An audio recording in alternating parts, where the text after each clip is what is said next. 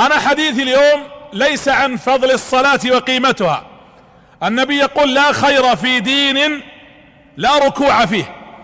أردت أن أتكلم عن محورين. المحور الأول: كيف نستطيع أن تقيم الصلاة في نفوسنا نهضة الدنيا، نهضة الأرض، أن نبني مجتمع. ولذلك تجدون ألفاظ الصلاة في القرآن الكريم كلها أقيموا الصلاة، أقم الصلاة لدلوك الشمس، أقيموا الصلاة، يا بني أقم الصلاة.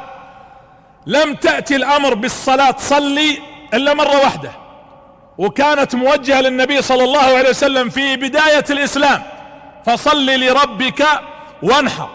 أما ما دون ذلك 42 مرة تقريبا كلها أقم الصلاة وأقيموا الصلاة ليقيموا الصلاة الذين إذا أقاموا الصلاة.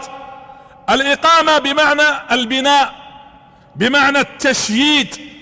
وأنا أقول إذا استطعنا الآن المصلين هؤلاء في المسجد أحسب أنهم على قدر من الإيمان والخوف من الله والحرص على أداء هذه الفريضة، فلو صلى هذا المصلي بنية إقامة النهضة، إقامة الدين، إقامة التوحيد، أن يقيم وقفا لله، أن يقيم وقوفا مع تحفيظ القرآن، أن يقيم حقا، أن يقيم صدقة، أن يقيم علاقة بينه وبين زوجته، أن يقيم إصلاح في تربيته لولده لبيته لمن يدرس في مدرسته في جامعته، أن تصلح وتقيم العلاقة بينك وبين جيرانك، أن تصلح العلاقة مع قلبك، يكون قلبك طاهر، إلا من أتى الله بقلب سليم.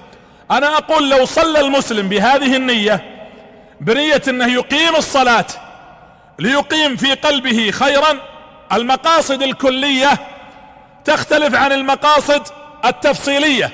كتاب أحكمت آياته، هذا مقصد عام، ثم فصلت، فيه تفصيل، فيه حكمة، فيه مقصد شرعي لإقامة هذه الصلاة.